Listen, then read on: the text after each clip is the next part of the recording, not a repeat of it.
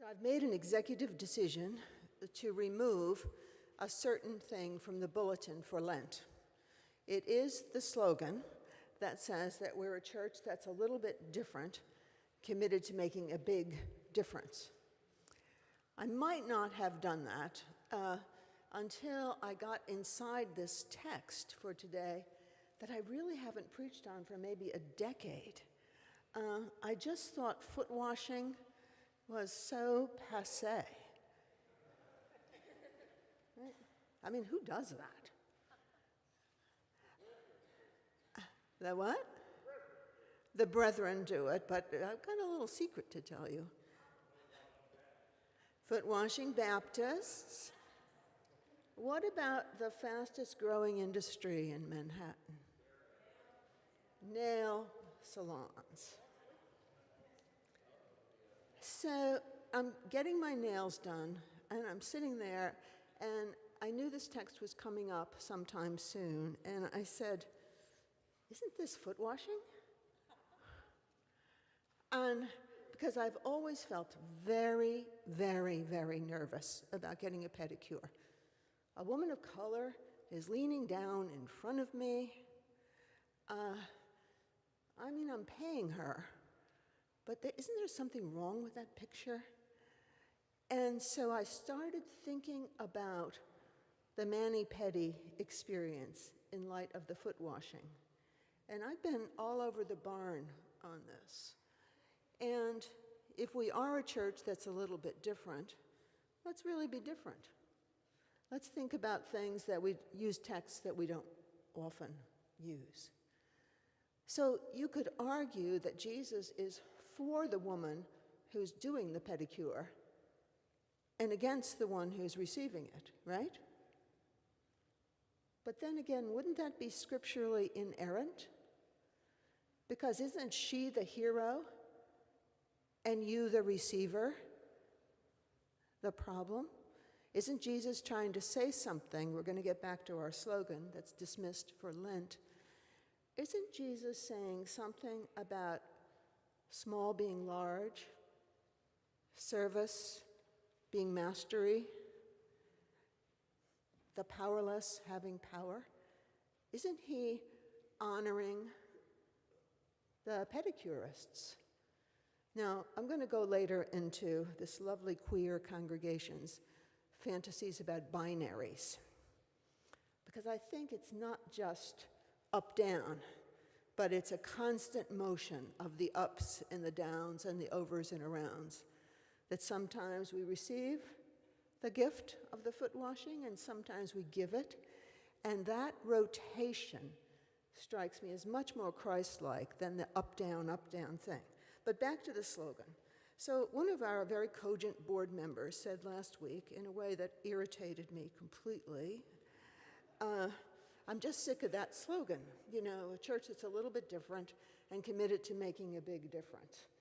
And when I read it over and over in light of this text, I thought, oh God, she's right. She's just right. That the more we think we're different, the more we think we're better, the more we think that we are masters of the ecclesiastical universe, the worse it gets. So I'm taking the Lent slogan out of the bulletin for Lent. If anybody wants it back in, find your own text and preach a sermon, go for it. It'll be great. I'm very interested in a lot of different thoughts on that. But this week, I have to tell you that I found out so much about our exceptionalism. It wasn't even funny. It was like a week of exceptionalism dying a hard death. And by the way, I have the best flu anybody in the congregation has ever had today, okay? I'm an exceptional bearer of the germ. And I think that we never have errors in the bulletin, except for today, where, Asia, I'm sorry, but remember the pros and cons of cursing, angelic and demonic points of view, that was last week. But then Roy filled in, and so then it was not this week. So exceptional churches never have errors like this in the bulletin. But in fact, there's a whole genre of bulletin errors that people play with. So we've got a really good one today. Forget about pros and cons of cursing. It'll come back out another time. But I want to say some more, less funny things about our arrogance and our exceptionalism.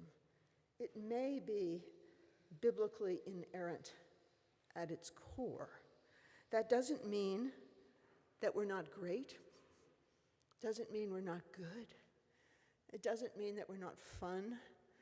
It doesn't mean that there's something wrong with you if you're not first. But it does mean that you're not first. And the second you start trying to be first, you become a problem. So we had an experience on Ash Wednesday. I think Brandon's also down with the flu. I don't see him here. So we had another one of those experiences on Ash Wednesday that can only happen at Judson. Last year, Miles Goff burnt the palms on the street, and the police came to get the ashes for Ash Wednesday, and the police came and made him stop doing it. This year, Brandon heard that he should not burn the palms there, and what he should do instead is go out to the Smokers Alley, which is down here between NYU and us, and light them on fire, not knowing how dry palms get after a year of waiting around. Well, they exploded. NYU evacuated 2 floors, and the whole place smelled like ashes all week. The Irish cops who came to tell Brandon to do something about it, he said, "What are you doing?" And Brandon said, "I'm burning the palms for Palm Sunday." And he said, "Oh, that's fine, we're out of here." So there is a little exceptionalism to that, but I wouldn't take it all the way to the bank, would you? I mean, it's just a stupid mistake. Things happen. So this week at Judson, with this text about the pedicure really jogging at me the whole week, it was like all our houseplants died at once. I'm serious. A lot of stories that we were taken out to lunch, not Fatimatu, thank God, not bulletin errors. We've had them before. We will have them again. But if you're not an insider, let me just say what's going on. If you were an insider, I know your head is spinning. First of all, Molly Martinez, our administrator, quit. She's been our administrator for 4 years. On Friday, she got a great job at Brooklyn's Plymouth Church of the Pilgrims, well known for stealing talent from Manhattan. Her departure is at the end of an era for Judson, one where space used not only dramatically increased, but was also systematized and operationalized. God knows we need systems. One of the things about our exceptionalism is how disorganized we are and how proud of it we are. Most churches are also disorganized. Every time somebody tells me they don't like organized religion, I say, "Come on over." We got a church for you. So again, let's not get upset if we join the club. Second, another houseplant. The feasibility for our capital campaign came in, and we joined 45% of the churches that our consultant works with in being rejected. Well, not exactly rejected, but considered unready for a capital campaign at this time. How can that happen to an exceptional church like us? Seriously? We have been encouraged to mightily reboot. To say that this was disappointing to all the leaders around here, including me, is an understatement.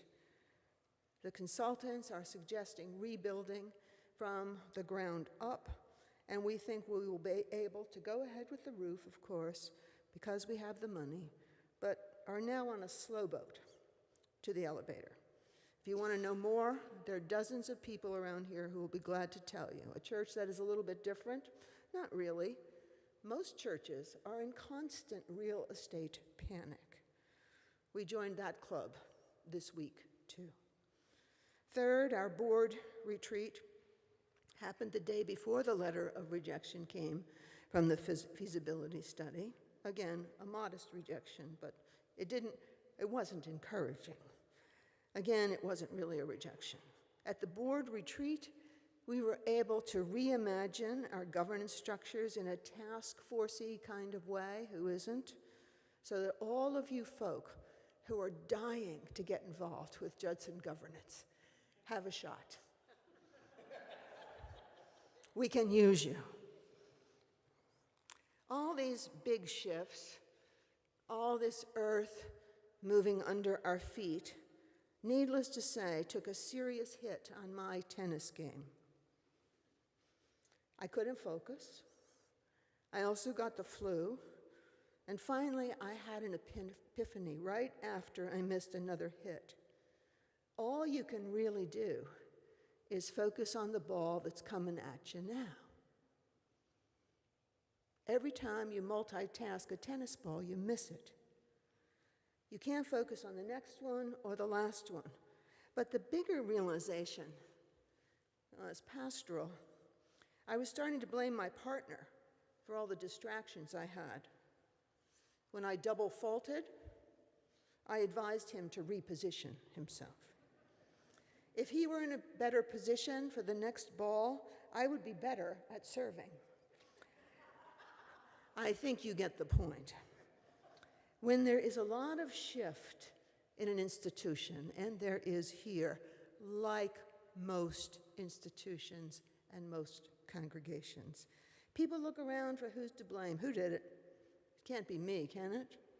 I guess I needed to join that club too, the one that is me too on the injury and the me too on the responsibility.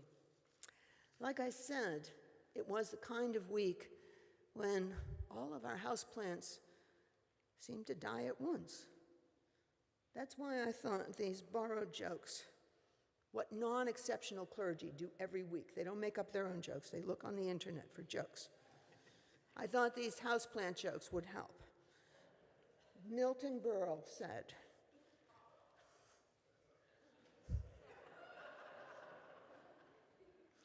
I bought a hanging fern and the rope died. You notice that he raises plants like I play tennis, right? Somebody else did it. It must be the fault of something besides the grower. Mitch Hedberg has another distraction from his distractions. Quote, my fake plants died because I did not pretend to water them. So when we join the club, I'm glad you like it, of excuse makers, we rarely water the plants. Now is a season at Judson to water the plants and time to join the club of being a regular church in a time of regular transition. So one more to pass at the text. As I said earlier, it has a false binary at its heart, right? Give, receive. What if there was a picture in this text telling you that when you did manicures and pedicures, you took turns? That sometimes you gave and sometimes you received, because Jesus says in 3 different ways in this text, don't you know who I am? Don't you get it? He's suggesting something. I think we often act like giving is the only commandment, and I think receiving is a commandment too, especially for our remarkable staff and their multiple gifts, for the boards and the capital campaign committees as well.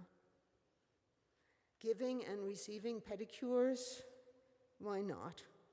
It would indeed change what happens at the average Manhattan spa quite a bit. And it might even be a really good idea. We could join Jesus in being normal as opposed to too good to be true. Amen.